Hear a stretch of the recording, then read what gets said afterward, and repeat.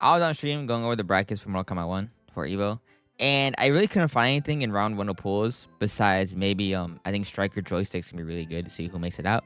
But besides that, nothing really caught my eye. But then I got to round 2 and top 24, and I think all of them are cracked. If you can watch any of these matches, then please do. They're great. But if you can't, then I'll give you the top 5 sets to look out for. All right, so at number 5, I got Kani versus Xinok. Now, the only reason this is 5 for me is because there's still a favorite. Like, I still think Kani should win like 70, 30, 60, 40 maybe. But it's still gonna be a good set, and Xinok is cracked as hell.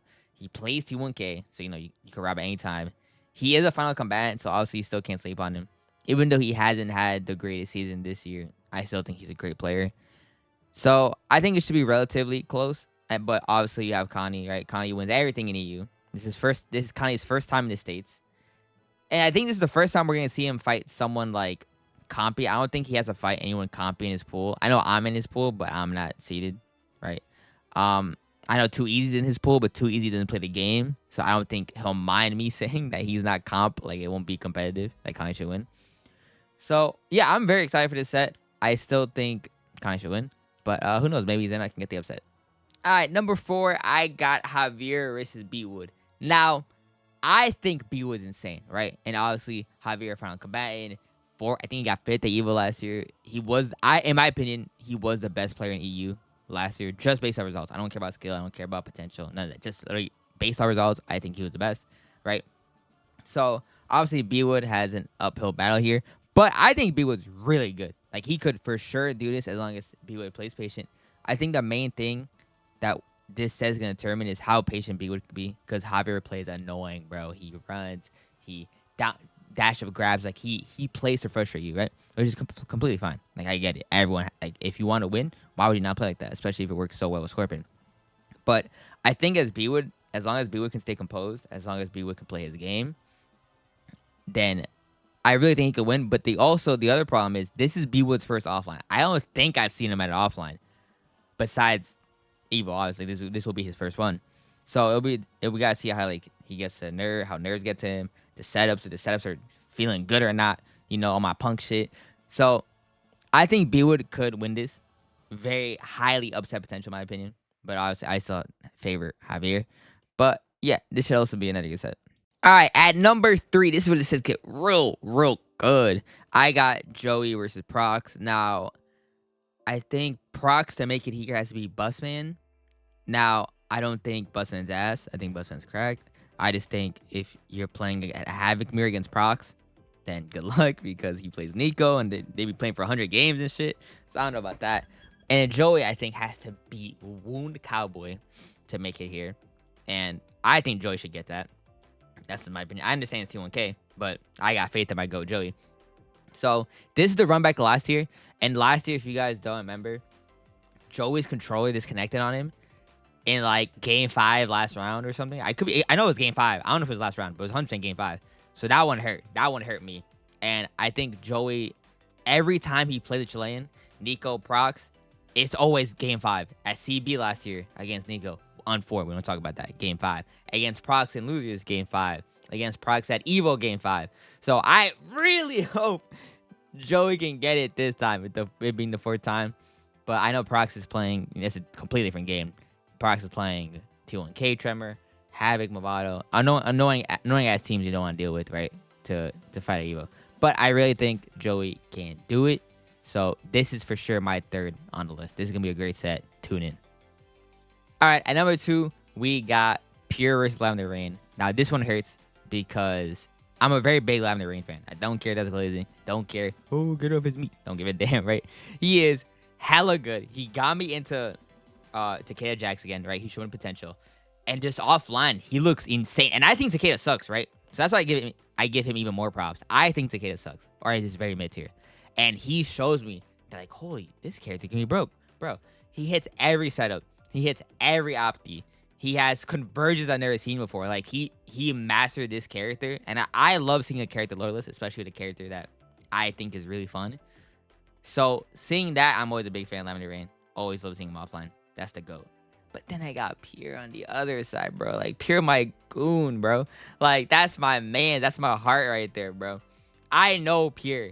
I know how good Pierre is. I don't care if you guys think he spams top tiers or he needs top tiers to win. Oh, I don't care, bro. I know how good Pierre is. He is cracked. The fact that he doesn't have a top 8 hurts me because I think he's a better player than me, right? So that's unfortunate, really.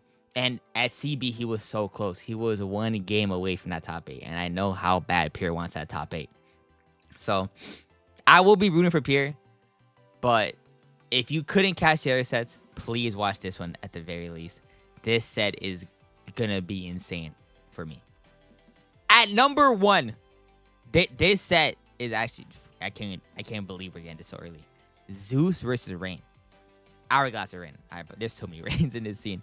I apologize. But Zeus being last year's Brazil regional winner. This year, Brazil regional winner, right? He might have like a bad season. I don't think he didn't do that good at Gamescom. He got 9th. Obviously, no one wants 9th as a competitor. So that's why I say that. But 9th is still relatively good. But Zeus is crap. And especially I played him. Bro, I remember playing Zeus last year at EVO. I'm like, I'm going to get that, bro. Like, no Washers beating me. He 3-0'd me. He beat the living shit out of me. It said 3-2, though. Shout out EVO for giving me more props than I deserve. But he killed me, right? So, Zeus is cracked. Zeus is insane, right? One game away from being a final combatant in top 8. So, I have very high hopes for Zeus. And hopefully he does better this offline. I know he's been playing more Havoc. And I like that. I think he should stick to Havoc. Havoc suits him. So, I'm excited to see that. And then you got Hourglass or Rain, bro. I feel like Rain might be one of the most hyped up NA players just because he can't travel. I'm not going to speak too much on that. That's his business. I know he's been to 2 offlines. One, he gets to go home. And then the other one, he got 3rd. And even then, I think 3rd was a low-key, like a bad placement for him because I know how good Hourglass is. So, seeing him at this EVO and just finally being able to play offline, I'm so excited for because I think he's so... And especially, if you guys have been keeping up, he plays Sonic like a lot, right? He plays like Sonic a lot. Killed Sonic. Beat the fuck out of him. It was bad. Oh my, it was like, and I don't even know the actual set score, but he was so up. Like it was bad. So I'm very excited for that. I think this is gonna be a very good set. I actually don't know who's gonna win.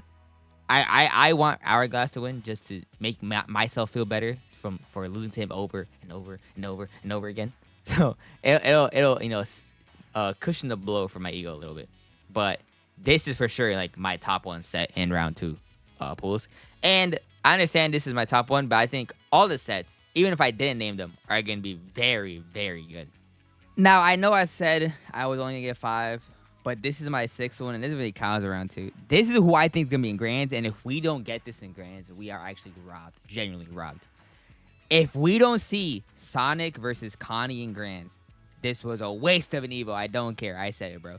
Kani Sonic, I think, has been one of the most hyped up sets of all time, especially offline, since the early MK11. Because EU's been like, yo, Kani the GOAT, Kani the GOAT.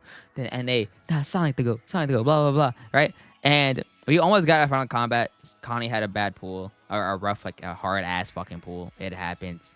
We just go next. But if we don't get it this year, I swear to God, bro, I'm going to be so upset. Whether if Sonic's just a bed or Kani, I don't care. We need to see this set, and I hope it happens on the grand stage of EVO. Now, I just want to say I will be restreaming this entire tournament, so if you want to join me and we can have some fun, twitch.tv/MyNameIsPulse. Thank you guys so much for watching this video and getting to the end. Let me know what sets you're excited for, and yeah, we can talk about it. Thank you for enjoying the video.